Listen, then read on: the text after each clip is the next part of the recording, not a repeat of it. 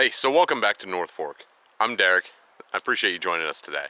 So this video is going to be about building our second woodshed. So a little backstory. A year ago, I built the woodshed that you see here behind me, and I got 5 cord of firewood stacked in it right now. It's been drying. It's been working great.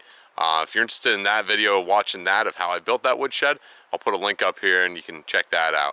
The video that you're going to be watching right now is going to be not focused on how I build the woodshed, but what I'm doing differently to build the second woodshed. The first video has all the details about how I designed it and why I designed it that way. This video is going to be about the improvements to that, what I learned filling the woodshed, how I can make it better, and any tips and tricks, anything along the way. So it's not going to be so much construction oriented as design, improvement, things like that. So let's go ahead and get started into it. So the first change that I'm making is going to be here on the foundation.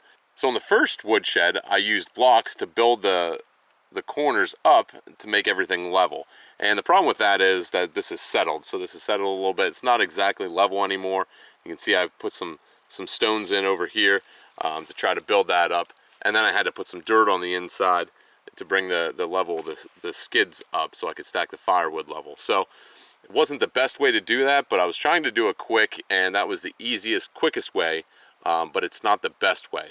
So this time, to level each corner, I've actually dug down into the dirt, and I'm using deck blocks for the 4 corners. So I should have a firm foundation at each corner, and that should be a lot better, a lot more sturdy, and should make a stronger woodshed overall. So that's the first thing that I'm changing, is just to make a better foundation, make it stronger from the foundation, the ground up, and it should make it sturdier and make it last longer. All right, so the second tip, the second improvement that I'm making with this is the construction techniques. So the first woodshed that we built, we put these headers up by hand. Mom and the kids held the posts, and I put the headers up there and by hand, and it wasn't safe. I didn't show it in the first video of building the first one, but one of those headers fell and almost hit somebody.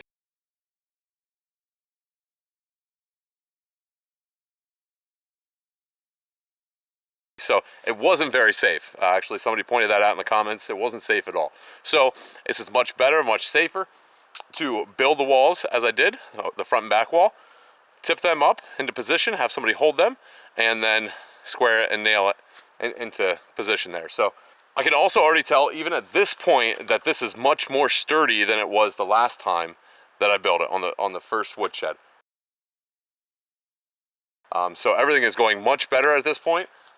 It's going a lot smoother, it's much stronger built, it's much easier to build, so everything is going really well so far. So that's tip number 2, pointer number 2, is better construction techniques, to actually do it the way that a contractor would as you're building a house. Alright, so the third thing that I've done to improve this second woodshed that I built is use better materials. So in the first woodshed, a lot of these side pieces that I used, they were just rough cut pine, and if you can see down along here, you can see these sides bowed out. A big part of that is because they were pine. So on this new woodshed that I built, I used all oak. Again, this is rough cut. It's just stuff that I had laying around in the pile, but it should be a lot stronger than these rough cut pine pieces that were here. Hopefully the oak that's on here will be a lot stronger than the pine that was on this one, and it won't push out as much.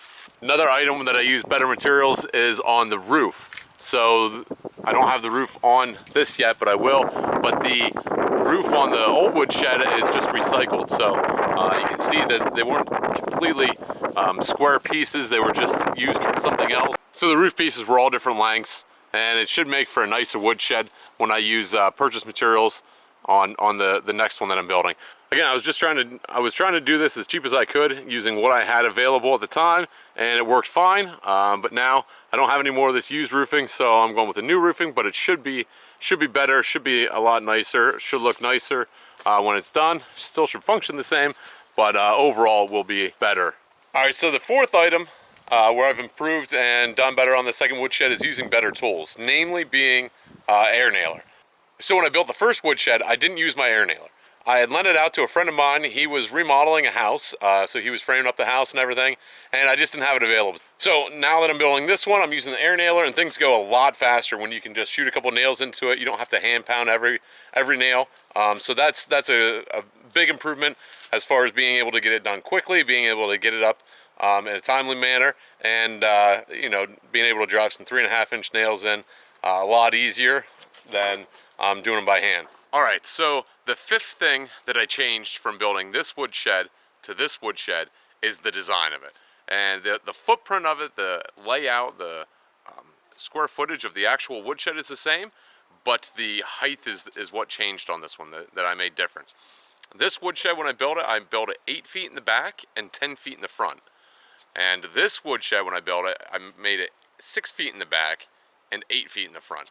So the whole woodshed that I just built is 2 feet shorter than this woodshed. So as I was filling this woodshed, I realized that it was just way too tall. At 8 foot in the back, I still had to stand on a couple pieces of wood and be able to get the wood up that high. And in the front, to get it up at 10 foot, it's just way too tall. There was just, if I didn't fill it all the way up, there's wasted space. There's no need to make it that tall. So when I built this woodshed, I made it 2 feet shorter. The back is 6 foot, so I can still walk back there. And it's not too tall that Mama, she can't get the wood down after I stack it up there or something like that. So, and the front being 8 foot tall, it's still plenty tall enough that we can stack it full and then not have any problems getting the wood out when the time comes. So that change did a couple things for me. I didn't have to buy as long of 4x4s for the corner posts. I only had to buy 8-footers and 6-footers. So I saved a couple bucks there, and with the way that the lumber prices are, every little bit helps as far as that. It also makes it easier to work on. I didn't have to have a ladder for half of the stuff that I was doing in order to get it up that high. Much easier getting the roofing on. Last time I had a lot higher to push the roof up on. And it also makes it stronger. So it's not as tall, so it doesn't move and flex as much. I noticed it is much stronger woodshed when I was putting the roof on than the previous one that I built. So overall, I think it's a better design. I'm going to stick with those heights when I build the third one. So I definitely like it. Like this design that I have, a 6 foot in the back, 8 foot in the front, makes a nice manageable size woodshed.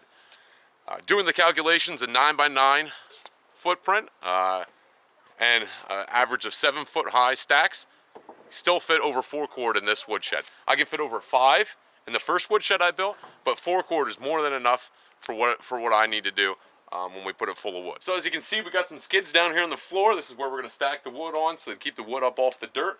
Some real heavy duty skids. They're 4x4 runners and 2x6 cross pieces.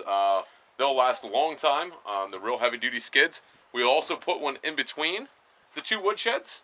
So we'll be able to stack some shorter wood in here for the wood stove to keep it separate from the boiler wood in the woodsheds. Be able to fit about 2 cord in here. I just put a piece of tin across the 2 to keep that dry. So that should work out really well. So that should about wrap it up. I'm excited to get splitting. I haven't split any wood all winter long just because I didn't have anywhere to put it. So I'm excited to start splitting and processing some of the wood that I've got down here stacked up, ready to go, the rounds, and I'll get it stacking in here and get it drying. The wood in the first woodshed that I built, that's enough for next winter, so this woodshed will be boiler wood for 2 years from now. So I've got enough wood down there to actually get started this fall on the third woodshed. So we'll see how that goes when the time comes. But I'm excited to not have to stack wood between trees either. It'd be nice to have it all under roof and have it drying there and not have to worry about it falling over, or tarps blowing off, or anything like that. The woodsheds are great. Take a little bit of time and a little bit of money to build, but these should be standing here for at least my lifetime. So they should work perfect. So I appreciate you sticking around. I hope you enjoyed it. Thanks for watching. We'll catch you in the next one.